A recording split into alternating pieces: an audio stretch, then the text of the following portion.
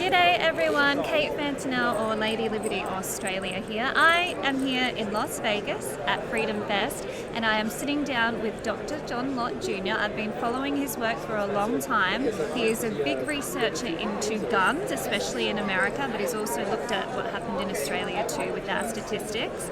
I caught your speech the other day and you were talking about the number of murders and the counties that they occur in America and how it's so small. Can you just give an overview of your speech that you gave about the statistics regarding guns and murders in America? Right. Well, the United States is pretty unique in terms of how heavily concentrated murders are in very tiny areas. 2% of the counties in the United States account for 56% of the murders. And even within those counties, you have about 2/3 of their murders occur within 10-block areas. So, largely that's gangs, drug gangs, fighting against each other over drug turf. But it's very heavily concentrated. So, and those, ironically, are not the areas which have the highest gun ownership rates. You look around the rest of the country, about 54% of the counties have zero murders. And another 16% of the counties have only one murder each. So about 70% of the counties have either zero or one murder. So in Australia, we get a lot of coverage in the media about America and its high gun crime rate and how we don't want to end up like you with all the gun deaths. Do you think that the media doesn't portray the statistics accurately and it's more shock journalism as part of a narrative to portray more guns as the problem? Well, if you look across the country, the areas that have the lowest murder rates are the ones that have the highest gun ownership rates. But much more important, we have a drug gang problem here in the United States. You look at a country like Mexico. Mexico, less than 0.1% of the adult population in Mexico is legally licensed to own a gun. And yet in many recent years, Mexico's murder rate's been 6 times higher than the murder rate that we have in the United States. In fact, since 1972, there's only been one gun store in Mexico. The most powerful gun you've been able to legally buy in Mexico has been a .22 caliber short round bolt action rifle. It's not the type of gun that the drug cartels are using down there. But since they've had that rule, their murder rate's more than doubled. And as I say, in many recent years, it's been as high as 6 times higher than the murder rate in the U.S. So, the problem that you have is that drug gangs, drug cartels, bring in weapons to protect their property just as they bring in the drugs. It's not like a drug gang can go and say, look, this other gang stole our drugs to the police. Can you help us get them back? They have to set up their own little militaries in order to try to do that. And, in the United States, if I could click my fingers and cause all illegal drugs to disappear and all guns, how long do you think it would be before illegal drugs started coming back into the U.S.? If I live in El Paso, Texas, 20 minutes? And how long would it be before they'd bring in the weapons to protect that extremely valuable property that they have? They'd be bringing it in at the same time. And so, look, I'll give you probably the best response I can give to your point is that there are places around the world that have either tried to ban all guns or all handguns. Name me one place, any place in the world, that's banned either all guns or all handguns and seen murder rates go down or even stay the same.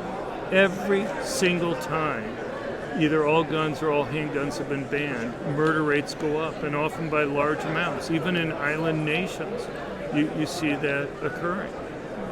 So, you'd think out of randomness, once or twice, it would go down. And yet, the opposite's true. And basically what happens is when you pass bans, it's the most law-abiding good citizens who obey the rules, not the criminals. You may take a few guns away from the criminals, but if you're primarily disarming the would-be victims relative to the criminals, you actually make it easier for criminals to go and commit crimes. Now let's talk about Australia and 1996. There is a graph that is burnt into my brain that homicides were falling before the 1996 incident in Port Arthur and continued to fall afterwards. Now, yesterday when I spoke to you about that, you said that it would have continued to fall anyway, despite the new laws. Right. Well, what I'm just what happens in the discussion about Australia is that they look at simple before and after averages, and that's can be very misleading. And the example I was giving you is, let's just say murders were falling all the time in a perfectly straight line. I could pick any point along that line, and the after average would be below the before average. But if I had a law that changed in the middle of a perfectly straight line, I would look at it and say, well, it's falling before, it's falling after. Is it obvious it had any impact on anything? I'd want to see, did it fall more slowly? Did it fall faster? Was there some type of discontinuity that was occurring in the line there? You know, if you look at Australia, basically for 15 years before the buyback that you had in 96 and 97, firearm homicides were falling, firearm suicides were falling. And in fact, if anything, the firearm homicide rate was falling more slowly for a while after the buyback than it was beforehand. But look, here's the issue, and that is, so they bought up almost 30% of the guns that people had and destroyed them. But people were allowed to go and buy guns again after that. And by 2010, the gun ownership rate in Australia was actually above what it was prior to the buyback. So if gun control advocates were right, you should have seen an immediate drop in crime. And then over time, as the gun ownership rate was increasing, you should see an increase that occurred. That's not what you see. It basically stopped falling and was relatively flat in terms of firearm murders for about 8 years afterwards. And so, but there was no sudden drop and an increase. So, the other thing would be, like for suicides, I would look at total suicides. Again, I mentioned around the world. You can look around the world, and you see after guns are banned, you may see a drop in firearm suicides. But you should look at total suicides, because there are many other ways that people can commit suicides. In Australia, if you look at total suicides actually increased after the buyback there. Now, I'm not going to go and say that the buyback caused total suicides to go up, but it surely didn't cause it to fall. Yeah. And so, but for some reason, nobody looks at total suicides when you're talking about the numbers down there. Well, you inspired me to have a look at what's happening in my home state of Western Australia, because at the moment they are running another gun confiscation scheme. They have put limits on how many firearms we can own. We can only own up to 5, and we have to prove why we want to own each one. They are looking at our health records to see if we can be trusted as a fit and proper person, including mental health records. They are also looking at our social media to determine if our views, attitudes and opinions make us worthy of having a firearm. So Western Australia is currently having another gun confiscation program at the moment. So I went back and looked at the statistics from 2022. So for the total deaths and the homicide rate and how many firearms were used in those incidents. So we had in Western Australia, there were 377 suicides in 2022, and 19 of them were with firearms, which is 5%. In terms of homicide, there were 33, and the number of times firearms were used were 8. So we're looking at very, very, very, very small. So 0.28. Well, even the 8, I don't know. Were they who committed those murders? Yeah. Were they gangs? Were they?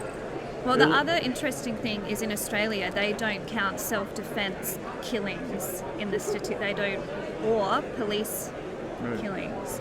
We don't have the legal right to self-defense in Australia. We cannot use our firearms at all. We can't even use pepper spray or mace. So we don't have the right to self-defense. But with the WA homicide, so it's 0.2% per 100,000 were used with firearms, and for total all gun deaths, 0.96 per 100,000.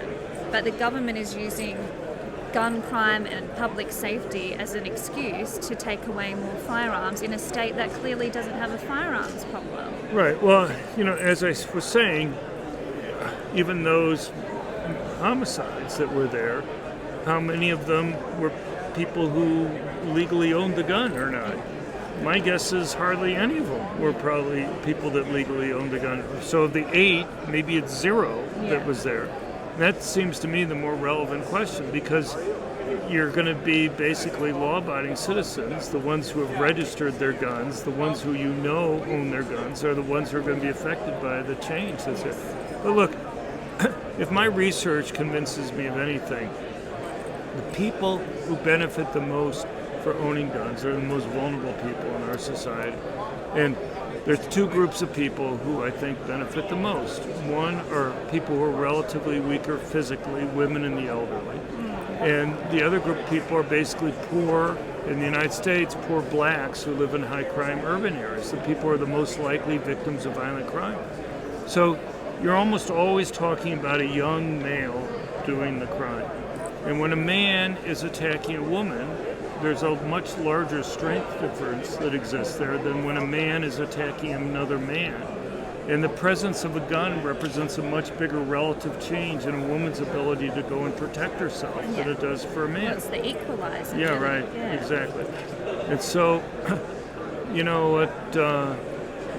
the fact that you can't, pepper spray has its limitations. It's maybe better than nothing, but pepper spray, if it's windy or if it's raining or if you're in an enclosed space, the person who's using it is likely to be just as affected as the other person. If the wind is blowing towards you, you may be more affected than the person you're doing. Plus, pepper spray doesn't work on everybody, and it doesn't work instantly, okay?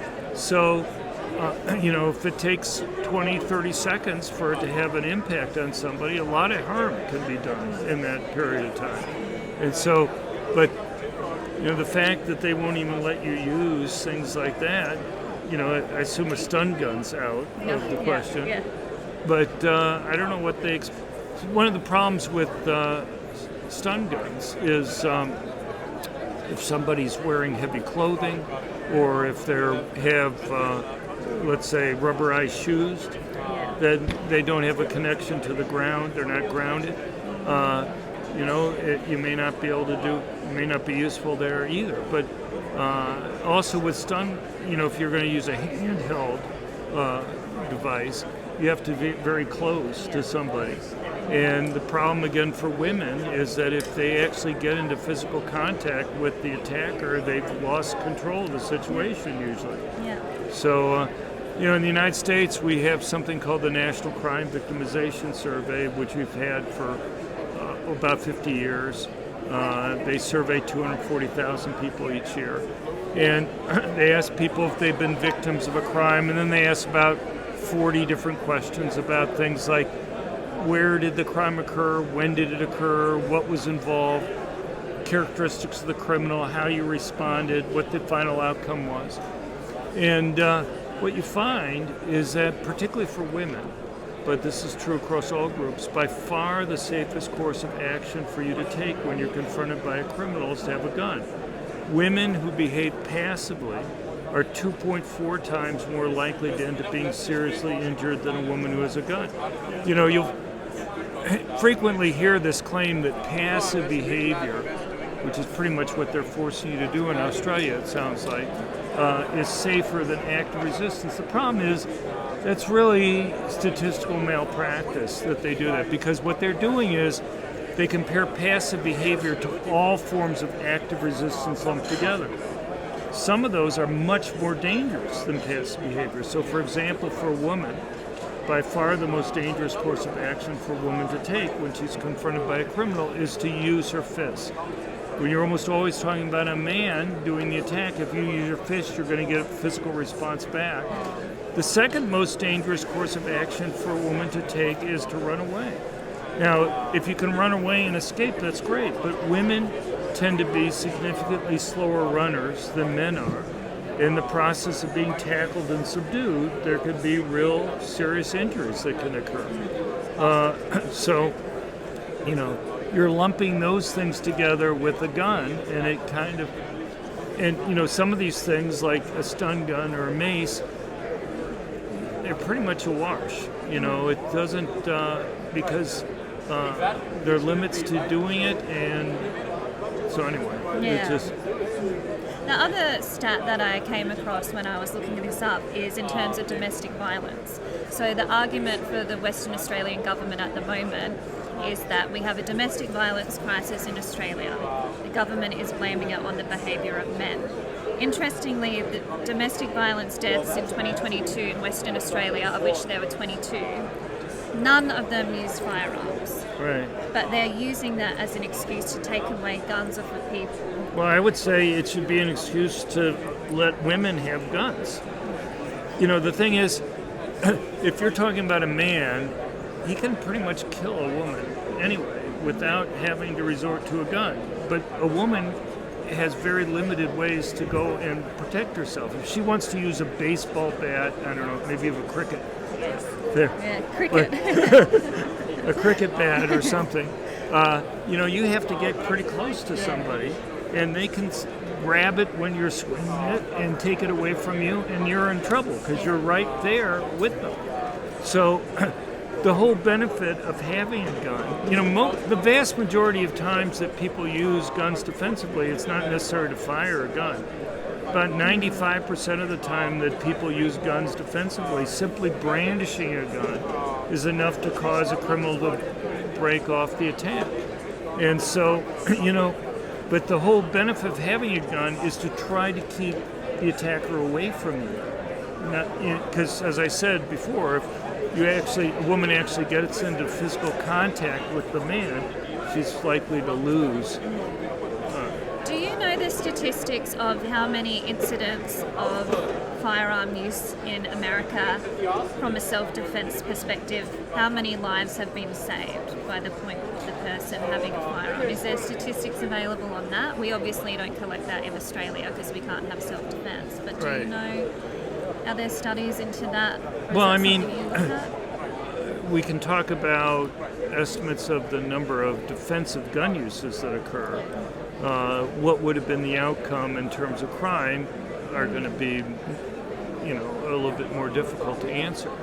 But we're talking about something around 2 million times a year that Americans use guns defensively in order to stop crime. But if you're going to be talking about what happens to things like murders and what have you,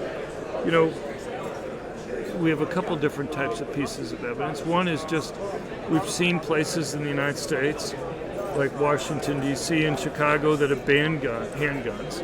We saw what happened with murder rates afterwards. There was large increases in murder rates. We have concealed carry in the United States. And we have about 22 million Americans that have a concealed carry permit. It varies a lot across states, but now we have 29 what we call constitutional carry states, where it's no longer even necessary to get a permit to be able to carry if you can legally own a gun, which basically means you don't have a violent criminal history, and if you haven't been committed to a mental health hospital, then you're allowed to be able to go and own a gun. And so you're talking about maybe 15% of the likely voters in the country either carry all or most of the time. And we can go and see what happens to crime rates when people are allowed to carry. And you see a very close relationship between the percent of the population with a permit and drops in violent crime rates. So, and it's particularly true for women. The benefit for women from getting an additional concealed carry permit is about 3 to 4 times larger than it is for men. Well, if only we had the right in Australia to self-defense at the very least. If only we had a government that wasn't portraying this lie that more guns equals more crime. We are peaceful people, firearm owners. My dad was stripped of his guns in 1996, and that's what gave me the passion to follow this journey. Working for the Sporting Shooters for 5 years, I did a lot of research there, and everything you say is true. More guns does not equal more crime. Peaceful people are not the ones committing the crimes. It's usually drug wars. So I hope one day in Australia we see some sense.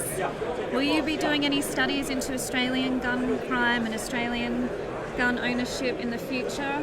I suppose it's always possible. We need some more stats out there for us. I mean, right now I've been helping out a lot with South American countries. Just last couple of weeks I've been in Chile and Brazil, and before that, earlier this year, I was in Ecuador for a while. Yeah. So I'm probably going to be going down to Argentina soon. So they've been Malay country. Yeah. Well, a lot of political changes occurring in South America in both directions, and so it's a hot topic down there. But Malay is a pretty libertarian guy, and he believes in the right to self-defense, and so we'll see what types of changes they're able to get through there. But they were talking about having me testify before their Senate. So we'll see what happens. And you have testified in front of the Australian Senate before with Senator David Leyonhjelm on the gun violence inquiry. How did that go? Did you find Australians were listening to you, or were you shouting into the wind a little bit? Yeah, I'm not sure how much I accomplished, but it's just amazing how people have misstated the statistics there. As I say, just looking at simple before and averages, you would think people would kind of understand how misleading that can be. And I just, I gave you before the simple example. Let's say it was falling over the whole time. The lower after average is before, the before average is lower than the before average, but people understand intuitively that a perfectly straight line is not changing anything that's there. So you try to explain things like that, and, who knows. But try to make a difference. Well, thank you for all your hard work. I've been following you for a long time, so I'm very honoured to be here sitting with you. Well, thank you. Very Doctor. nice meeting you. And please check out his research on, where's the website? Crimeresearch.org. Crimeresearch.org. Fantastic source of information. Have some stuff on Australia there if you search under Australia. Excellent.